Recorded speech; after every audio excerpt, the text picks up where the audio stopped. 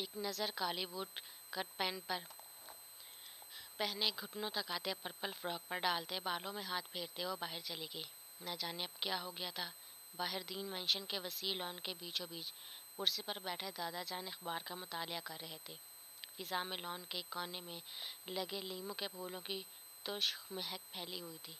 سردی میں بہت حد تک کمی واقع ہو چکی تھی، ایسے میں دوپہر کے اس وقت دھوپ سیکنے کا اپنا ہی مزہ تھا۔ وہ چلتی ہوئی دادا جان کے کچھ فاصلے پر جا کر رک گئی۔ آپ نے بلایا؟ وہ مدھم سا بولی۔ انصر کی آواز پر دادا جان نے اخبار کو تہہ لگا کر پاس پڑے سفید سلاخوں والے ٹیبل پر رکھا اور اسے اشارے سے ساتھ پڑی کرسی پر بیٹھنے کو کہا۔ اس کی جانب رخ کر کے وہ کچھ دیر تک تو وہ انصر کو یوں ہی تولتی نگاہوں سے دیکھتے رہے۔ آپ نے کیوں بلوایا ہے مجھے؟ ان کی نظروں سے گھبراتے ادھر ادھر نگاہ دوڑانے کے بعد نیچے سردی کے باعث سنہری ہوئی گھاس کو دیکھتی انصر جز بز ہو کر کہہ گئی، تم پرسوں جا رہی ہو، اطلاع مل گئی ہوگی۔ وہ خشک لہجے میں گویا ہوئے۔ ان کی بات پر وہ ہولے سے ہاں میں سر ہلا گئی۔ یوسف مجبور نہ کرتا تو ہم کبھی تمہیں اپنی زرار کی دلہن نہ بناتے۔ ہمیں اپنے پوتے کے لیے بالکل صنم جیسی رشتے جوڑ کر رکھنے والی ملن نثار لڑکی چاہیے تھی، مگر قسمت۔ انہوں نے سرد آہ بھری۔ تم خوش تو بہت ہوگی، تمہاری ہم سب سے جان جو چھوٹ گئی ہے، لیکن میں تمہیں بتا رہا ہوں، اگر تم نے اپنی ماں کی طرح میرے پوتے کو ہم سے توڑنے کی کوشش کی، اسے ہم سے ملنے سے روکا، تو اپنے انجام کے ذمہ دار تم خود ہوگی۔ سراج الدین صاحب شفقت سے کہتے کہیں سے بھی اس کے دادا جان نہ لگے۔ ان کی باتیں اس کے پہلے سے زخمی دل کو مزید زخمی کر گئی۔ وہاں جا کر اس پر یہاں جلدی جلدی ملنے آنے پر زور دینا، ہمہ وقت گھر میں موجود رہنا، یہ نہ ہو کہ ہمیں معلوم ہو کہ تم سارا دن امریکہ کی سڑکیں ناپتی پھرتی ہو۔ پہلے ہی تمہاری وجہ سے ہمارا شیر گھر سے دور رہا ہے، اب وہاں پہنچ کر اسے پریشان مت کرنا، سکون سے کام کرنے دینا۔ انہوں نے تمام ضروری ہدایات جاری کی۔ اس سارے عرصے میں خاموشی سے ان کی بات سنتی انصر ایک شکوہ بھری نگاہ ان پر ڈال کر وہاں سے اٹھتی بھاگتی ہوئی اندر چلی گئی۔ آنسو لڑیوں کی صورت بہتے اس کا چہرہ بھگوتے گئے۔ دادا جان نے کبھی بھی اسے اپنا خون سمجھا ہی نہیں تھا، ہمیشہ سے اسے حدی کی بیٹی کے طور پر جانا تھا۔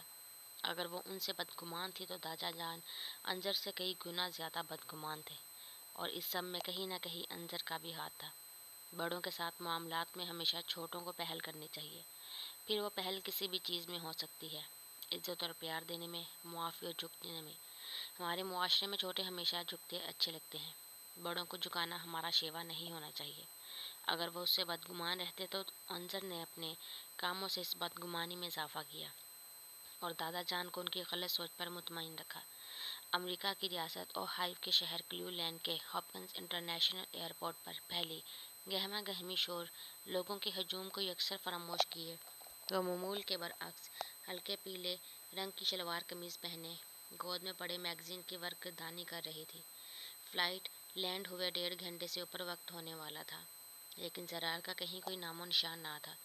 اس نے میگزین سے نگاہ اٹھا کر دیکھا تو سلور 5 سیٹر بینچ پر اس سے کچھ 3 سیٹس چھوڑ کر بیٹھا درمیانی عمر نیلی آنکھوں والا انگریز ہنوز اسے ہوس بھری نگاہوں سے دیکھ رہا تھا۔ انصر کو خود کی تو سمجھ آئی کہ وہ اپنے شوہر کے انتظار میں بیٹھی تھی، مگر وہ شخص کیوں اتنی دیر سے بیٹھا اسے دیکھ رہا تھا؟ کیا اسے کوئی کام نہیں تھا؟ انصر نے بیگ میں سے فون برآمد کرتے زرار کو کال ملائی۔ آخر وہ کہاں رہ گئے؟ اتنا ٹائم ہو گیا تھا، اور اوپر سے وہ شخص۔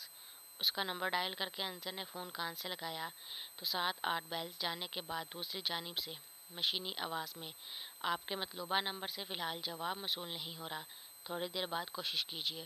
وہی پیغام سنایا گیا جو وہ پہلے 2 مرتبہ سن چکی تھی۔ دیار غیر میں قدم رکھتے ہی اس قسم کی صورتحال کا سامنا کرنے پر وہ اضطراب کا شکار ہوئی۔ چاہے وہ مجھے جان بوجھ کر نہیں لینے آ رہے ہوں، ورنہ فلائٹ انہوں نے بک کروائی تھی، ساری ٹائمنگز بھی معلوم تھی، پہلے کب میری کال ریسیو کر رہے تھے جو اب کریں گے؟ دل ہی دل میں خود سے کہتے اس نے صالحہ تائی جان کا نمبر ملایا۔ صالحہ تائی نے تیسری بیل پر کال ریسیو کر لی تھی۔ السلام علیکم بیٹا، پہنچ گئی؟ صالحہ تائی نے فون اٹھاتے ہی استفسار کیا۔ وعلیکم السلام، جی میں پہنچ گئی ہوں۔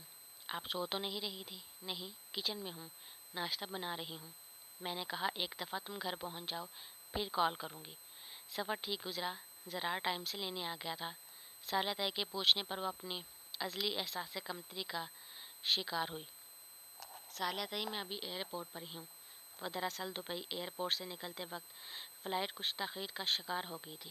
उसने दनिस्ता झूठ बोला। सही, ज़रार नहीं पहुँचा? उधर क्या टाइम हो गया है? वो फ़िक्र से बोली। रात के 10 बज रहे हैं। फ़िलहाल तो नहीं पहुँचे और उनका नंबर भी बन जा रहा है। आप अगर मुझे घर का एड्रेस नोट करवा दें तो। वो हिचकिचा कर बोली। अंजर थोड़ा इंतज़ार करो, वो पहुँचने ही वाला होगा, वो बोली। अब वो उन्हें क्या बताती, पिछले 1.5 घंटे से बैठी इंतज़ार ही कर रही है। जी वो तो मैं कर रही हूँ, बस वैसे ही मेरे पास एड्रेस भी हो, वो बात संभालते बोली। अच्छा 1 मिनट मैं डायरी से देख कर बताती हूँ। वो बोलते करीब खड़ी मुलाजमा को पेन में बनते अंडों पर नज़र रखने का कहकर सीढ़ियाँ चढ़ती अपने कमरे में आई, जहाँ यूसुफ साहिब ड्रेसिंग मिरर के सामने खड़े तैयार हो रहे थे। साइड टेबल की दराज में से डायरी निकालकर अंजर को एड्रेस नोट करवाते उन्होंने कॉल रखकर ज़रार का नंबर डायल किया, मगर जवाब मौसूल नहीं हो रहा था। उन्हें तशवीश हुई, जिसका इजहार सालिया ताई ने यूसुफ साहिब से किया।